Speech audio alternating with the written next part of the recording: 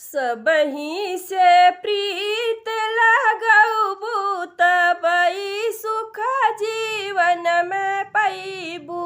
सबही से प्रीत लगबू तबई सुख जीवन में पैबू। सासु घर की देवी ससुर घर के देवता। सासु घर की देवी ससुर घर के देवता। दोनों के पैर तुही छूबू तबई सुख जीवन में पैबू। सबही से प्रीत लगबू तबई सुख जीवन में पैबू। सबही से प्रीत लगबू तबई सुख जीवन में पैबू। जेठ जी के आदर जेठान जी की आदर। जेठ जी के आदर जेठान जी के आदर।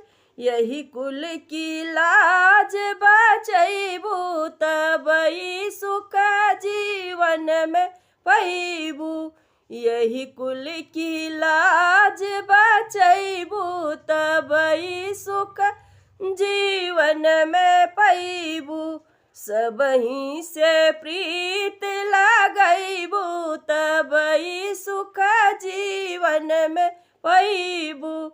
सबही से प्रीत लगबू तबई सुख जीवन में पैबू। देवरू के मनबू ननद के दुलरबू। देवरू के मनबू ननद के दुलरबू।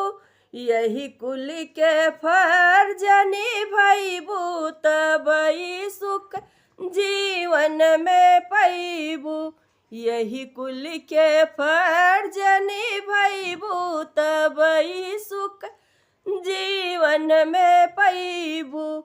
सबही से प्रीत लगबू तबई सुख जीवन में पैबू।